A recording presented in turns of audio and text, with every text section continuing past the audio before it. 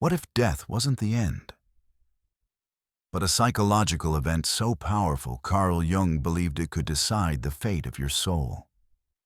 Jung's final warning about death wasn't a philosophical musing or some abstract theory. It was a rare insight he felt the world needed to hear. An insight so urgent, it might just change how you live from this moment on. Before you take your last breath, wouldn't you want to know the 6 things almost no one talks about? But Jung did 6 secrets, hidden not in dusty textbooks, but in the deepest corners of the human mind. These are not polite dinner table conversations. They're the truths people avoid, the ones labeled as taboo, too dark, or too unsettling. But ignoring them won't protect you. Jung believed understanding them is the only way to prepare your soul for what comes next. In the next few minutes, we're going to uncover these 6 hidden truths step by step. You'll get a glimpse of the symbols, the shadows, and the final inner test every soul may face. I'm not going to spoil them all right now. But trust me, by the end of this video, you'll never look at life or death the same way again. When most people think about death, they imagine an ending lights out, curtain down. But for Carl Jung, death was never just the final scene. He saw it as something far more profound, a psychological transformation unlike anything we face in life. To Jung, death is the ultimate stage in the process he called individuation, the journey of integrating every part of yourself, both conscious and unconscious, into a complete and unified whole. In life, we spend decades wrestling with our identity, trying to bridge the gap between who we think we are and who we truly are deep inside. Jung believed that death is the final moment when that integration either happens or doesn't. Think of it like this: throughout life, you're piecing together a vast, intricate puzzle. Every choice, every shadow you confront, every truth you accept becomes part of the picture. At death, the puzzle is revealed in its entirety. And what you see in that moment is not some external judgment. It's you. The real you. This isn't just philosophy. Modern near-death experience research backs it up. Many people who have been clinically dead and brought back report an overwhelming sensation of merging with something greater, not an outside force, but a deeper, truer version of themselves. They describe it as being bathed in a sense of total clarity, where all the masks drop and only their essence remains. And here's the thing. Jung believed that how we live now determines whether that final transformation feels like liberation or like being confronted with parts of ourselves we've spent a lifetime avoiding. If you've ignored your inner truth, suppressed your shadow, or lived entirely on the surface, that moment can be jarring, like standing in front of a mirror that reflects everything you've tried to hide. So the question isn't just what happens after death.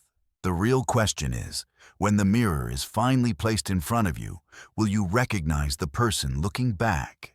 If death is indeed the ultimate transformation, then every choice we make today is shaping that final moment. And maybe, just maybe, preparing for death isn't about fearing the end, but about living so fully, so authentically, that when that mirror appears, you meet it with peace instead of regret. Carl Jung believed that when the moment of death comes, you don't just drift into darkness or float towards some generic light. Instead, you may find yourself face to face with powerful inner figures, what he called archetypes. These aren't random hallucinations. They are ancient symbols that live deep within the human psyche, shared across cultures, religions, and centuries. Jung suggested that in our final moments, certain archetypes emerge not to scare us, but to guide us through the threshold between life and whatever lies beyond. The self, the shadow, the wise old man. These are not fictional characters. They are psychological forces, timeless patterns that reflect the deepest truths about who we are. The self represents the ultimate wholeness of your being, the complete integration of everything you've learned, faced, and accepted about yourself. Meeting the self at death could feel like standing in the presence of pure unity, as if every fragment of your life finally clicks into place. The shadow, on the other hand, is the side of you you've denied, rejected, or tried to bury. It's the part of your psyche holding your fears, regrets, and hidden impulses. If the shadow appears, Jung believed it could be your final test, an opportunity to face the truths you avoided in life. Some people may feel fear in this encounter, but for those who have done the inner work, it can be liberating. And then there's the wise old man, or in some cases, the wise old woman, appearing as a figure of deep wisdom and compassion. They might look like a mentor, a beloved grandparent, or even a fictional character who once inspired you. Their role is to guide you, to help you understand the meaning of your journey, and reassure you as you cross over. Think about it. Hollywood has been hinting at these archetypes for decades, without even realizing it. In Star Wars, Luke meets Obi-Wan, a guiding figure who appears in moments of great change. In The Lord of the Rings, Gandalf is the wise old man archetype, guiding the heroes toward transformation. Even in The Lion King, Mufasa's return to Simba echoes the self, reminding him of his true identity. Jung's insight suggests that these cinematic moments resonate with us because they mirror what might actually happen in the deepest layers of our psyche, especially at life's end. We're wired to recognize these patterns, and they may be waiting for us in that final passage. So here's the real question. If you were to meet these archetypes today, how would you feel? Would you be ready to stand before your shadow? Would you recognize yourself? And if a wise old man appeared, what guidance would you hope to hear before taking your last step into the unknown? The truth is, the archetypes that await you are not strangers. They've been with you all along, whispering through your dreams, nudging you in moments of crisis, and appearing in the stories that move you most. Meeting them at death isn't about encountering something new. It's about finally seeing, without filters, what's been shaping your inner life all along. Carl Jung issued a warning that many people would rather ignore when death approaches. The greatest obstacle may not be the unknown, but the shadow, the hidden side of your own psyche. The shadow isn't some external demon lurking in the dark.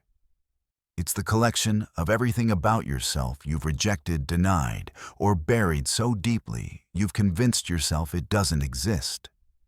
Your fears, your shame, the parts of you that don't fit the image you present to the world. And here's the unsettling truth. If you haven't faced your shadow in life, Jung believed it could rise up at death as your final test. Not to punish you, but to demand recognition.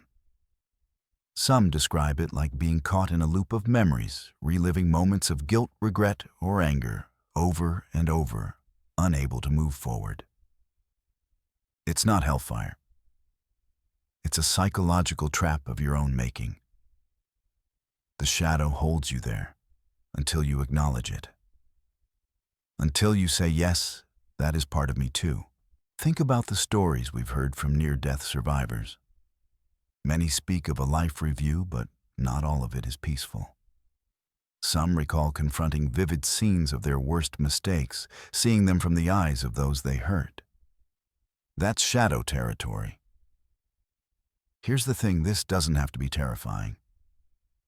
Jung saw the shadow not as an enemy, but as a teacher. In fact, facing it while you're alive may be the most important spiritual preparation you can make. Every time you acknowledge a flaw, own your mistakes, or bring your hidden motives into the light, you chip away at the shadow's power. In daily life, this might mean admitting when you're wrong instead of defending your ego. It might mean exploring the emotions you've avoided, even if they make you uncomfortable. It might mean forgiving yourself for the parts of your story you're not proud of. Because here's the reality: when the final moment comes, you don't want to meet your shadow for the first time. You want to greet it like an old companion, not a stranger holding you hostage. So let me ask you, if you died tonight, would you be ready to face the parts of yourself you've spent years avoiding? Or would you find yourself trapped in a loop of what-ifs and if-onlys? The shadow's final test isn't about judgment, it's about integration. And if you can pass it, Jung believed it opens the door to what comes next. A journey beyond fear into the deeper truth of who you are. Carl Jung had a radical view about what happens to us when we die. And it's not about floating up into the clouds or fading into nothingness. He believed that at death, we return to something he called the collective unconscious, a vast, invisible reservoir of human experience, symbols, and memories that connects every person who has ever lived. Think about that for a moment. Your thoughts, your dreams, your instincts, they're not just yours. They're shaped by patterns and images that have existed for thousands of years. Jung called these archetypes, and he believed they live in the collective unconscious, like currents beneath the surface of a great ocean.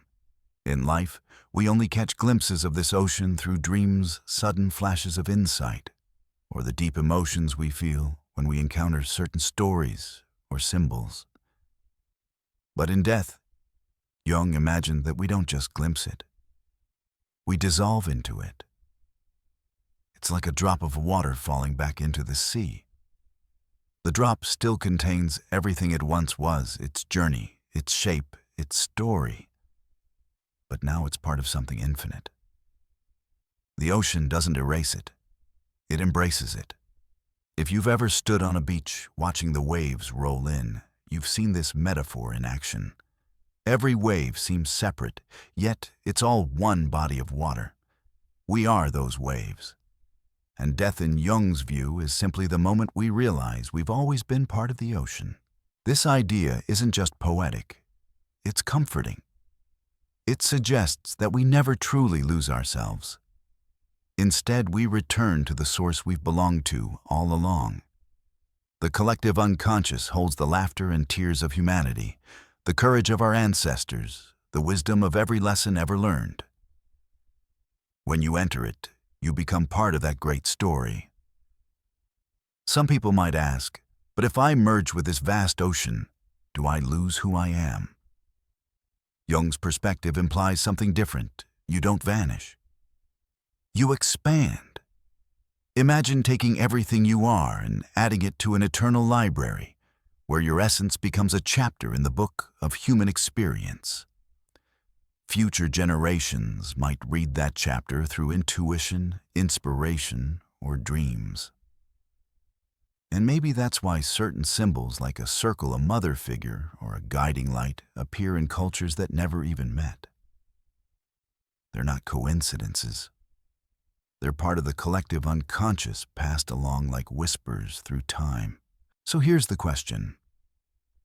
If death is a return to this boundless ocean of shared memory, how are you living your life's chapter right now? What story will you add to that eternal record when your wave finally rolls back into the sea? Because in Jung's view, we've never really been separate. We've never been alone. Death is not an ending, it's the homecoming to the place we've always belonged. One of the most fascinating patterns in near-death experiences is how often people describe the same kinds of images, no matter where they're from, what religion they follow, or even if they have no spiritual beliefs at all. A glowing temple. A brilliant, all-encompassing light. A bridge stretching into the distance. Carl Jung paid close attention to these recurring images, and he didn't dismiss them as random hallucinations. He believed they were part of the mind's symbolic language, the way our unconscious communicates profound truths when words aren't enough. Take the temple, for example. In Jung's view, a temple often represents the self, the sacred core of who you are. to enter it in a near-death vision might symbolize reaching the deepest truth about yourself, finally stepping into a space where your soul feels whole. The light is another universal image. People describe it not just as something they see, but as something they feel warmth, love, acceptance. Jung interpreted this as the psyche's ultimate symbol of unity and transcendence. Modern neuroscience has even found that during extreme states, like the moments before death, the brain can flood with activity in visual and emotional centers, possibly creating these intense sensations of light and connection. And then there's the bridge. Across cultures, a bridge often symbolizes transition, a crossing from one state of being to another. In near-death experiences, it might represent the threshold between life and whatever lies beyond. Some describe stopping at the middle as if given a choice to return or to cross completely. What's remarkable is how these symbols appear in cultures that never interacted with each other. From ancient Greek myths to Native American stories, from medieval Christian visions to modern hospital accounts, the imagery remains strikingly similar.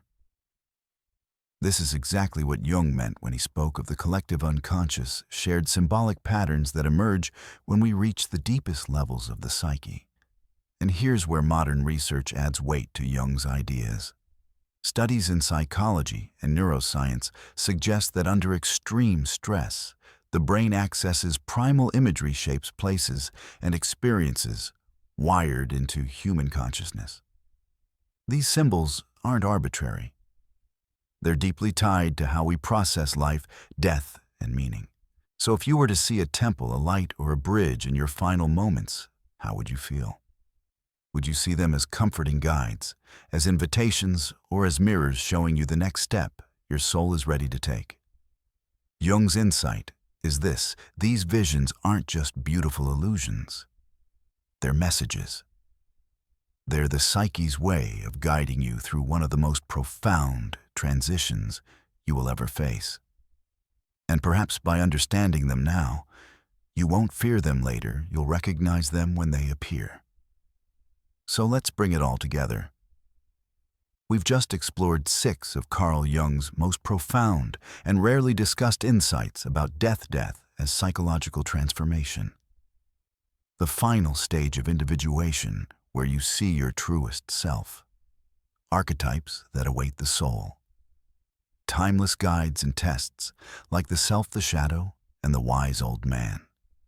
The shadow's final test, confronting the parts of yourself you've avoided so they don't hold you back. The collective unconscious and death, returning to the vast ocean of shared human experience. Symbols and near-death visions, temples, lights, and bridges as the psyche's way of guiding you forward. Preparing the soul now. The inner work you must do today, not someday. But here's the thing.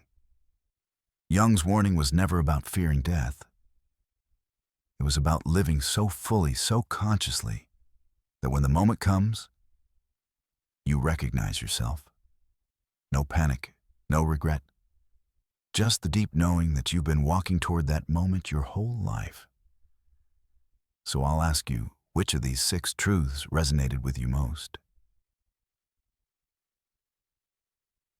And more importantly, how will you live differently starting today?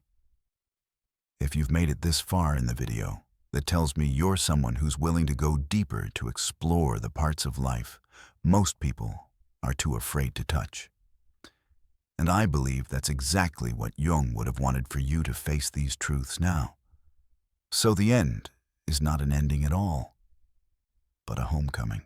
Before you go, make sure to subscribe and turn on notifications, because in the next video, we're going to dive deeper into one specific archetype Jung believed appears after death, and what it could mean for your own soul's journey.